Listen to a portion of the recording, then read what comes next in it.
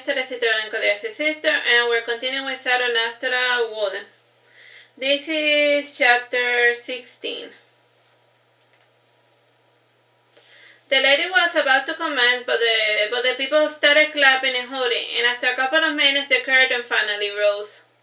The opening scene started with a maiden who was very ugly, and upon closer inspection I noticed that she was rather pretty, only that she was wearing some crude prosthetics in order to mask her radiance. Every man she met shunned her, and she could not find a friend in the world, and it was then when she heard him. And from the corner of the room entered a man with a sack on his head, and the sack brought into my mind the present memories relating to the Elephant Man and the actual man. He was a very clever, handsome con artist, but the Elephant Man from the novel, a former friend of mine, had given me, and after reading 4 chapters I threw the book away because it made me think of my own immortality. Anyhow, this man from the place started playing quite the elegant violin music, and the ugly woman fell instantly in love with him, and from then on she started to follow him from the shadows. And one day she became quite disappointed when she noticed that the so-called ugly man only liked beautiful ladies with pretty singing voices. And the background changes, then it is nighttime, and the ugly woman whose name was Siren, I'm so bad with names. Anyway, Siren prayed to the gods that would answer her prayer, and she wanted to be beautiful and to have an elegant singing voice, and in response to her prayer, there came before her a strange jellyfish creature. And according to Woden, the jellyfish was a local goddess called Erua. And it was pretty common knowledge the different forms and incarnations of the fish goddess. The goddess answered the siren's prayer, and the actress now removes her mask, revealing a beautiful face underneath. And the lady now breaks into a solo. And I had originally intended to write down the lyrics, but the girl did not sing anything intelligible, and she might have been speaking elfish or cornfish or justice for all I know. And despite all my years, I never quite bothered to pick up on the languages. Just when I'm learning one, a new one pops up and the old one dies, and this is why I show a preference for Spanish, since it kept its original flavor for millions of years, or so I have been told. The last time I explored the other world with Woden, everyone was speaking Spanish, my love. And why this was so, I never bothered to ask, and I just took it as a face value and continued on my life. And Woden doesn't like the language because her mother hates it, and usually all mothers pass on their hatred and prejudices to their children. And I was thinking of this and many other things while the lady was butchering her song. And she wasn't the best singer, but she wasn't the worst I have ever heard. And I would say she was about average, and I would describe her voice as being a little too jiffy pop. She was easy on the eyes at the very least, so I guess she was preferable to the ever-talented fat ladies. I like fat ladies, all plump and sugary. I never ate a fat lady that did not taste well. Oh yeah, don't forget that the narrator's a demon.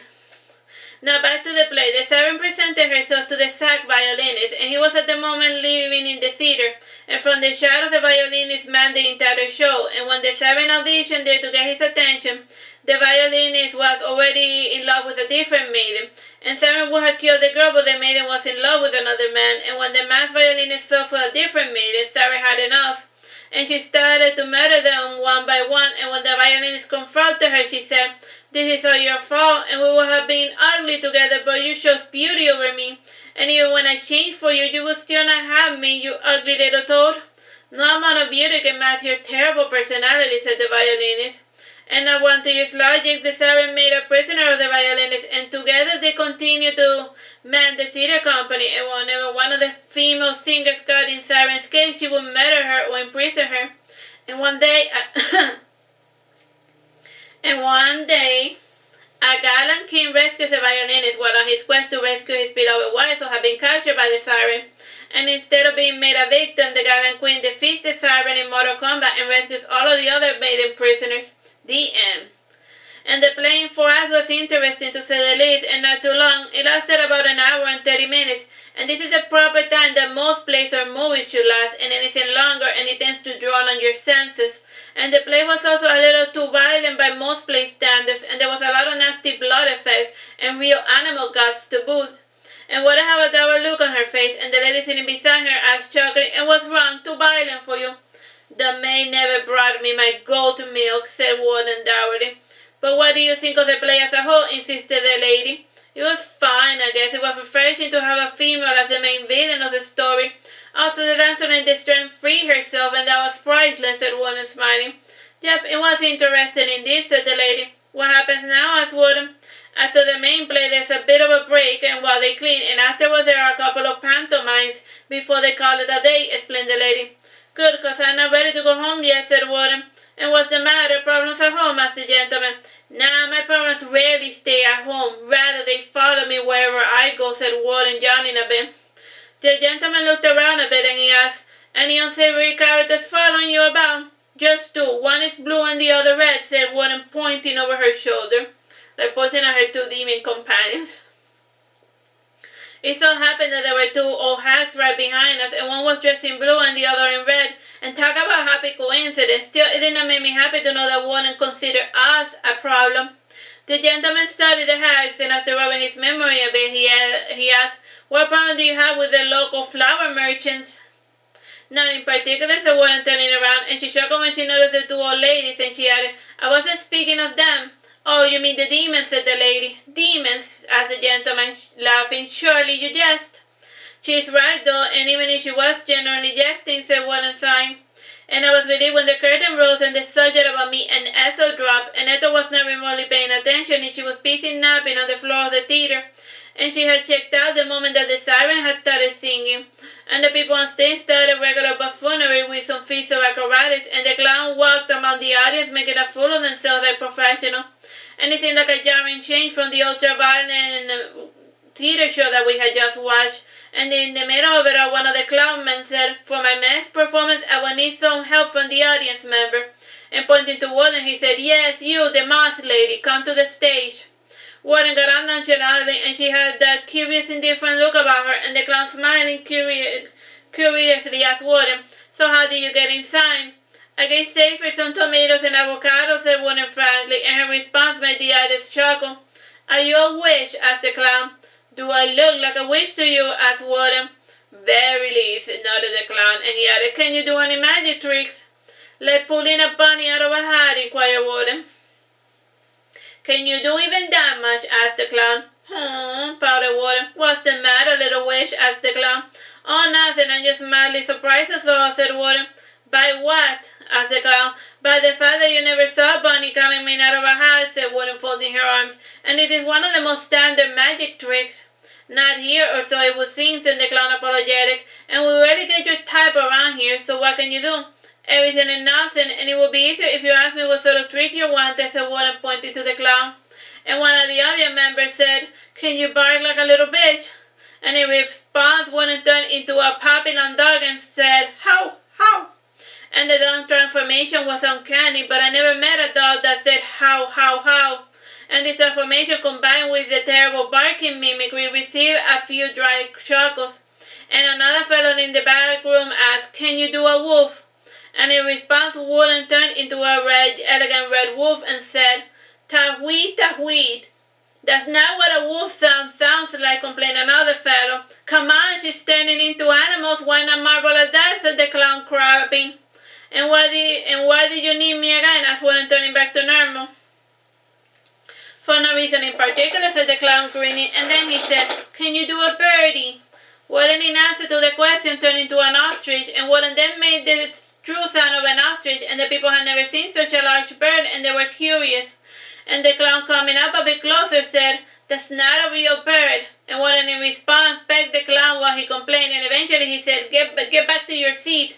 And Woden, in response, just stared blankly back at him and retained her spot, and the clown got a little bit closer to inspect with the intention to push Woden off the stage, and one of his companions said, I think that's a bad idea. And when the clown got closer, Woden opened her wings threateningly and narrowed her eyes, and against his better judgment, the clown left the stage and came back with a pitchfork. And you know those types of pitchforks used to kindle the fire, and before he could get within range, Woden kicked the clown in the face before trampling over him, and then she ran through the people in the audience making ostrich sounds, and sometimes Woden did not make much sense. And Safeguard guarding the door heard the commotion and the noise, and he heard Woden's voice say, open the door, coming through, and he did so mechanically without asking questions. and almost as if he had no control over his bodily movement, and he had a dumb look on his face while he saw Woden in her ostrich form leaving the theater. And Woden liked animals, particularly those known for their foul temper against humans, and she liked animals that were not tools. It is said that people only value things that are useful to them, and we slowly started making our way back home, and Woden was still in her ostrich form, and I felt a cool breeze, and it made me tremble for reasons I did not understand. And I turned around and saw Ethel, who had a dour look on her face, and folding her arms, she said, "Why did you leave me behind?" And it wasn't our intention, it just sort of happened, and more to the point, you fell asleep, I said, frowning. I couldn't help it, there was a strange song, and suddenly I felt like sleeping for a bit, and I'm still a little sleepy, said Ethel, perching on top of Woden. And Woden dislodged Ethel from her back, and we said Ethel curled up on the floor and fell asleep, and I picked up Ethel, and we continued on our way. And while walking, I noticed the silence in the street, and there was not a dog barking, and a pair of cars we passed by seemed to be asleep as well. Huh, I said, somewhat confused. What's the matter? Asked Woden, turning back to normal. Nothing, just that it is real quiet right now, I said. Well, it is sleepy time in town, said Woden nonchalantly. Yes, a sleepy town, perhaps too sleepy, I said, yawning. Very imperceptibly, I started to listen to an ethereal sound, and it felt very far away and very near at the same time. It was soothing, like the hum of a mother who rocks her fat baby. And I said to Woden, we should hurry home, and I don't want to fall asleep on the streets like the others. And you are taking this strangeness surprisingly well, said Woden. And you know, when in Rome, if it is narcolepsy, it's normal for this place, and I guess one simply has to embrace it, I said, starting to run ahead. And when I started jogging to match my pace, and my feet felt heavy, and it was like I was carrying a heavy burden called Axel. And as I moved to the forest, I had a nice, gentle, steady wind and the rocking trees, and when I thought I'd ride at our hut, we found the guards asleep, and Sagan was the only one who had managed to stay awake. And he was about starting to apologize, but Woden placed her finger on her lips to make him be silent, and she made the lanterns leading into our house turn off, and she poured salt over the perimeter. And when we came inside, we saw a creepy Tarasque dragon sleeping on top of the bed, and their back is like a turtle, but with spines, and they had 3 pairs of legs and short 5 tails with horns, and the head and something that resembles a human face with a small lion ears. And as for the small Tarasque, it had the face of a small, chubby human baby, which I found quite endearing. And since he was sleeping peacefully, we decided not to wake him, and Woden's grasp just changed to that of a delicate nightgown, and she lay down to sleep.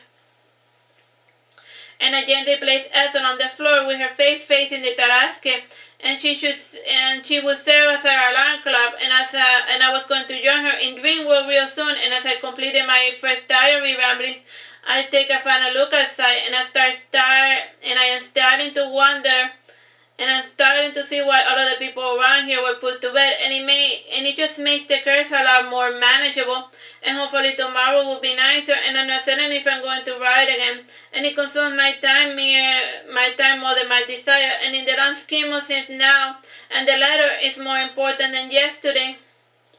Well, and this is the end of Saturnastra Series, and I hope you have fun with me reading the book. Bye-bye, and God bless.